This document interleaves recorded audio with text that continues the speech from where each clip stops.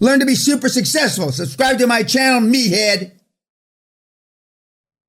Last night when I was watching all you bonding, I guess is the right word, laughing. Again, over the years, the seminar would rather eat in there, and so it's like your puppy's on the tit. You're closer to mama because you're closer to each other. And even though I tell you, poorness rubs off, you like being poor. You don't admit it, but you're used to being poor. And after you're used to being poor, then you like the environment. And that's why it's so difficult to break the cycle of poverty. It's so difficult to break, and that's why there's ghettos still. And that's why, and of course there's places like in India and South America where they'd like to get out, but they, for whatever reason, they figure they can't. But they can. You can get out, like Slumdog Millionaire with the movie from years ago. And 15, 18 years ago, it used to bother me greatly. It still bothers me, but and that's why default's such a bitch. For those of you that are going back and you're going to see your families within the first 24 hours, the default will start. The clock runs. And the sooner or the longer it takes you to implement whatever your first, not the first step of the 7 steps, but your first action towards getting away from that, the better. And sooner is better than later. But it is. And I chose to move 7,000, 8,000 miles away. And most of you don't have the wherewithal to move 7,000 or 8,000 miles away. But those of you that even have the wherewithal don't have the will. Does everybody understand what I just said? Because at some level you're happy where you are. You're unhappy about your financial status. Remember, we have 2 bank accounts in life. We have an emotional bank account, we have a financial bank account. And most of you are worried about the fact that your financial bank account isn't where you want it to be. It's not just saying where it should be. And some of you equate that to not fulfilling your potential. Man's greatest burden is unfulfilled potential. And I've given about 17 eulogies in the last 15 years. I'm a world-class eulogy giver. I have a list of people that I'm going to give eulogies for. And normally when they ask me, and unfortunately it's normally the guy that dies, and so the wife, can you give John or Henry a eulogy? And depending on who it is, I go to my book and I said, did he do his homework? Did he do this? Did he do that? I'm too busy. But normally I go to the hospital or I go to wherever and talk to him. And 100% of the time, the regrets are the things they didn't do. 100%. When my grandmother, at 97, was passing away, and she whispered in my ear in Spanish, she says, forgive me for leaving your grandfather. Because she left my grandfather to go across the Rio Grande River to come to the United States as an illegal alien. But if she had stayed, because he was a very wealthy guy, my life would have been different. And it's not that they missed their daughter's 16th this or the soccer this or that. It's the stuff they didn't do. It's the stuff, 100% of the time, it's the stuff they didn't do. And when sometimes I get to the hospital or wherever, they're already dead. So then I got to try to read between the lines. So then I go back to the homework. Okay. And so I talk to their kids, or I talk to the spouse or the significant other, their girlfriend or whoever, and I try to figure out, what they would have wanted me to say. But I don't do that anymore because I know. And because I know most of these people, I know the opportunities they had that they let pass by. Some of you in this room and some of the people that have attended the seminar over the years have already had big opportunities. And you let them slip by because you didn't take action. even the young people in the room. When we're off the YouTube, I'll tell you about my opportunities with wrestling, Microsoft, Adidas, to name three. But I didn't think we needed another shoe like Adidas. I didn't think the worldwide wrestling was, I thought it was for brain dead people. I couldn't hardly get off the ground. And I had an opportunity with Microsoft as well. And because I didn't understand it, and I used to adhere, I still pretty much adhere to, if Warren Buffett doesn't understand it, he doesn't invest in it. Well, I'm still that way. If I don't understand it, it's not likely you're going to get my money or anybody I advise. Now, so there's been, half a dozen times, and I'm talking about billions. But I went back and looked at everybody's file again last night. And a half a dozen of you say you have no regrets. 7 to be exact. And I looked at your individual bullshit. Fuck. This guy hasn't done dick. How can he possibly not have any regrets? One of you wanted to have kids and luckily have no kids. You should feel blessed. Fucking blessed. Allah came down and kissed you on your fucking forehead. Because children are a thankless, no-win situation. Especially today. With all the information, instantaneous, and all the bad shit they can see on the internet. But I got an email from the Viking bitch. I haven't read it yet. I just folded it up and put it there. I got an email from Jason Nagy. I got an email from Noonan. I haven't read them yet. I'm going to read them while we're looking at the webinars.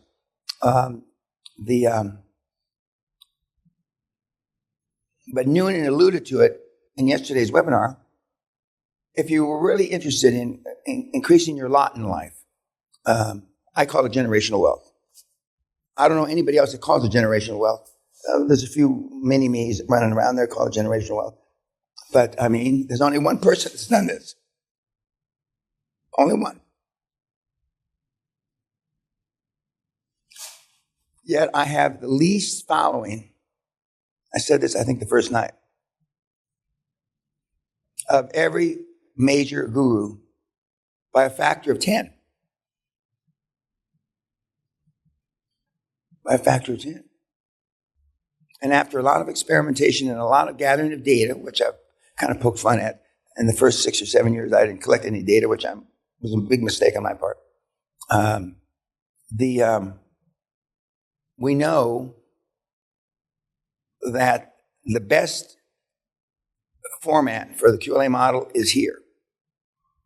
The shortest distance between you leaving here and creating generational wealth is here. Guthrie Estate, yesterday's dreams are today's realities. There's no better metaphor than here.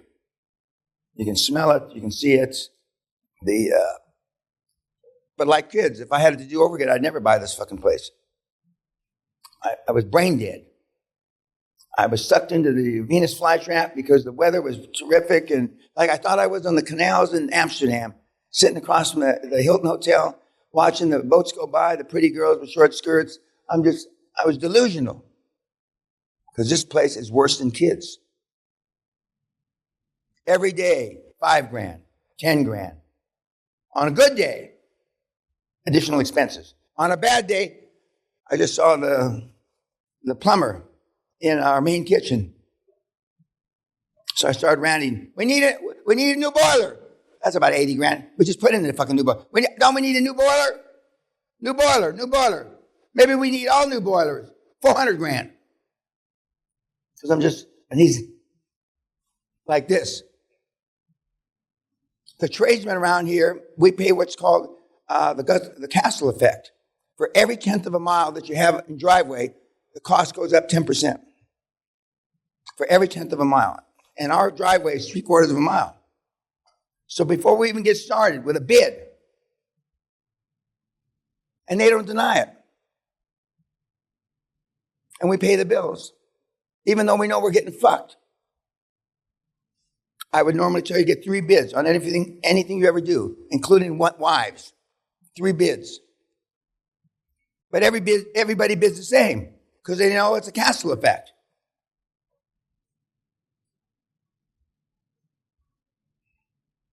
Why do you, I'm not looking for an answer, or why do people in general that are looking to build, they don't call it generational wealth, go to anybody else other than this?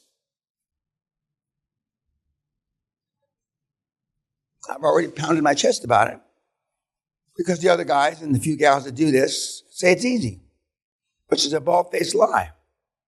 On its face, there's nothing easy about this. This morning, we're going to talk to one of the guys, and some of you are, how do you do billions right away? Well, we're going to talk to a guy that did billions right away, and he's going to tell you, I've already told you, it's hard. It's fucking hard. Don't do it like I did it. Do it like Mr. Peña says. But back in the little spot in your little pea brain, you'd still rather do billions. Like all of us. And occasionally we get one out of 1,000 that is able to hit it for 6, to use cricket terminology, or hit it out of the park, to use baseball, for a grand slam home run the first time up to bat. Once in a while. You're going to hear one of them in a few minutes. But you're not the sweat off his balls. And even though he may seem unassuming, like I say, you're not the dingleberry he forgot to wipe off his ass. He's Australian, who lives in Asia, because he's learned how to deal with the thievery that goes on with the Asians. And there's probably not too many people better at it than he is. Last night you saw a man, the best coach on the planet in tennis, who doesn't play tennis, can't play tennis, has never played tennis. Yet you still want to know about healthcare. You still want to know about assisted living. You still want to know about, because you don't believe me. You heard Steve Jobs, who didn't program, didn't do this, didn't do that. And plus his products didn't fucking work in the beginning. But you still want to know.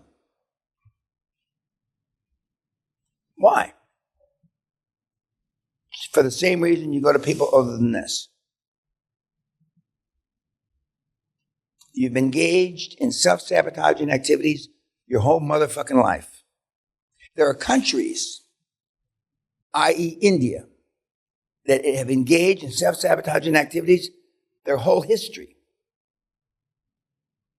Because even though default's a bitch, you get used to it and it becomes your comfort zone, and there's not much you can do about it.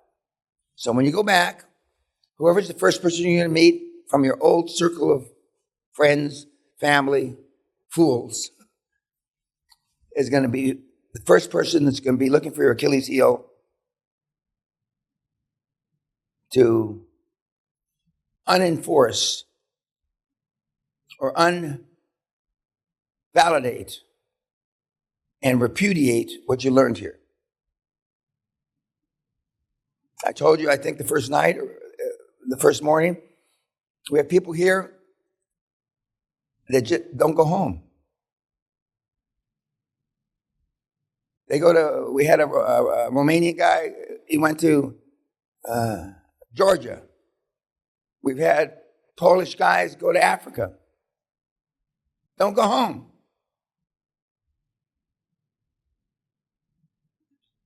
Because they know the spirit is willing, but the flesh is weak. Most of you guys that have a significant other, before you tell your significant other that life's changed, you fuck them.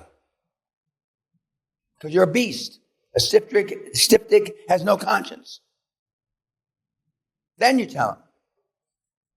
When the women go back, they don't fuck their significant other. They tell them first. That's the difference. See, you're animalistic in that way. You revert back to your caveman days for that, but you can't revert back to your caveman days for anything else, or it's much harder for you. Because that instinct for that little 1-inch dick you've got, being here without your flabby ass partner. So how come the women can go back and tell them, honey, life's different. Don't touch me. And you go back, fuck them, and then tell them. Because down deep inside, you have what it takes. You still have a little bit of caveman in you. Not much. Comments about the old man. Can't remember any, well, I think he can remember one or two of his wives. By the way, I called him 3 or 4 years ago, and I tried to get him to the seminar. Almost all these jobs I didn't, because I wasn't doing seminars when I knew him. And they don't come. Because they're as afraid of the questions you might ask them that they can't answer. Comments about the old man. Yes, sir. He was tough as fucking nails. Yeah. Guys, all these guys are tough as nails. And compared to you, there is no comparison. I mean, they're all tough as nails. None of these guys are easy. Yeah. Nick loved the ones that he was with. It was a constant competition. He kind of engineered a trial by combat, whereas you had to compete to be the best. And once you were the best, you were on his court. All the kids competed for their time in the sun with him. But as soon as you made one fatal mistake, he would just go on to the next person and forget you like you never existed. It was a total 100% mind game. And, like I said, if you go and think you can fuck all night here, you can't fuck all night. If you don't think you can be a world-class athlete, you're not going to be a world-class athlete. And he perfected the model, if you will. We had a kid here from South America a number of years ago that was in the school. He was considered one of the great tennis players, juniors. And unfortunately, he came up with a bunch of other guys like Agassi, etc. And so he wasn't. When he got to the camp, although he was junior champ and middle champ in South America, he wasn't when he got to the camp, the tennis camp. And he sat in the back and he couldn't watch the movie. He stopped. He says it was much worse than that. And he says he broke us down every fucking day. And all the junior instructors broke us down every fucking day. Now, 8 out of 10 employees in America, millennials, cry at work. 8 out of 10 cry at work weekly. I checked with our youngest son and our daughter, who are millennials, and they both said, yeah. Didn't think about it, but do you guys cry at work? He said, no. We wouldn't want to embarrass you, Dad. 8 out of 10. So during the camps, a good majority of the students cried every day. Cried every day. In the UK, 4 out of 10 people don't want to get a driver's license now because they're afraid of the responsibility. 4 out of 10. This is the UK only. I don't know about worldwide. When I turned 16, and that's when you can drive, in this country it's 18, I couldn't wait. I mean, I was there at midnight, 1 minute after midnight, had done all my paperwork and everything. God love, my mom took me to the guy, and I was the first in line because that was my first step to freedom. Now, 4 out of 10 in this country are afraid of the responsibility. And then we got kids like Josh Kim becoming a multimillionaire at 18. What else about the old man? Yes, sir. He didn't think twice to leave his wife. He was just focused on one goal, and that's it. Nothing else mattered. Just unlike you.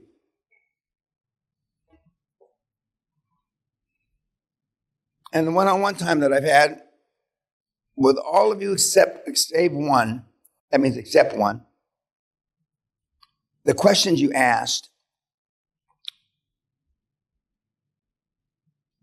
were either directly or indirectly evolved around personally how you were going to handle or the difficulty you anticipated dealing with default vis-a-vis your family and your current surroundings. None of them were legitimate because it's like the murderer that was here said. Once I decided to whack him, everything else fell into place. Once I decided to whack him, everything fell into place. I knew where to get the guns. I knew where to do this. I knew where to bury the bodies. But I had to make that big decision. Once you decide, remember, many of you believe in something, whether it's Buddha, whoever, and you've never seen them, you believe on faith. Once you make the leap, faith-based, that this shit works, and more importantly, you can make it work for you, the rest is easy. But you got to make that leap of faith. You got to make that leap of faith. What else about Nick? Yes, sir. You can't think about techniques while playing. You got to practice enough out, create habits so that you can react. You can react to the situation naturally. Muscle memory. Muscle memory. And most of your habits, remember, motivation gets you started. Habits keep you going. And I've had extraordinary habits for 50 years. And now they're not habits, they're just my lifestyle. I take a shower the same way. I take a shower like I used to see my dad take a shower. He used to, when he turned off the shower, he used to wipe the excess water off him. Now, whether that doesn't do any fucking good, but he did it. So I still do it. And then he used to fan himself with a towel to close the pores. That does work. And so I fan myself, same. My dad's been dead a long time.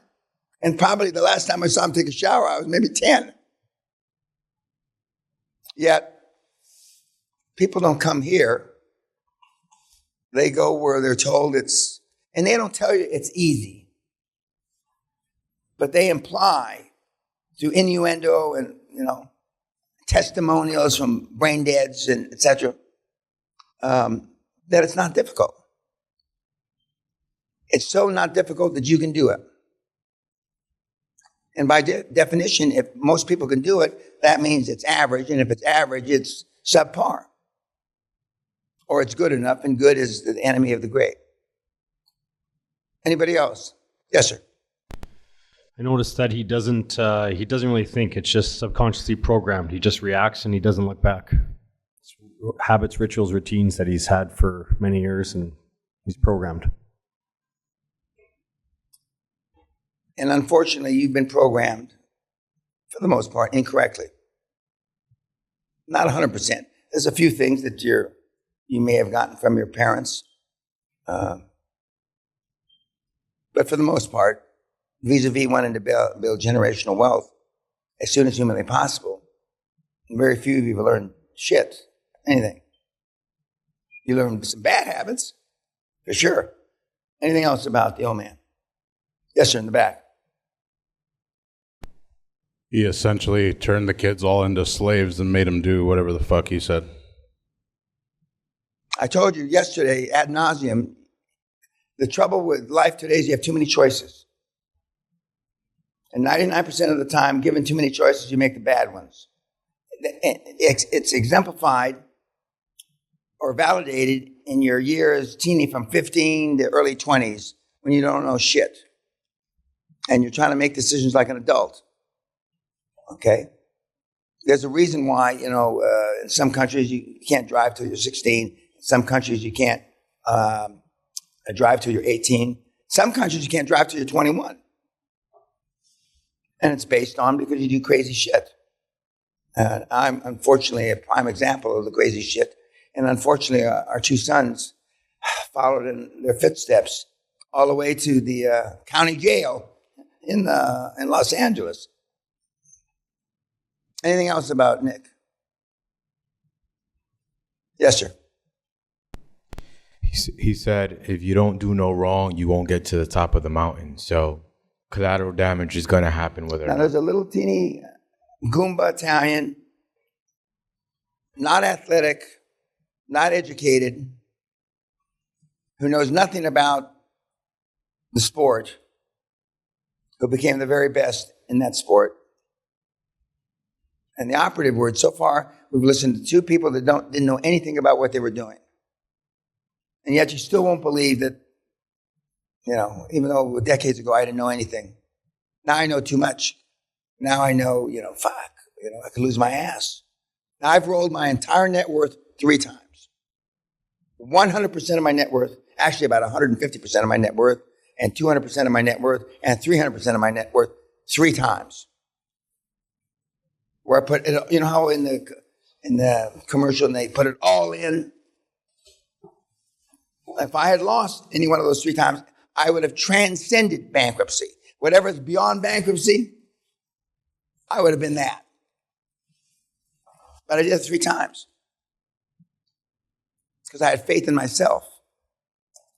And I could make the system bend to whatever I needed. I believe that with all my heart. I still believe it. And that's a big leap.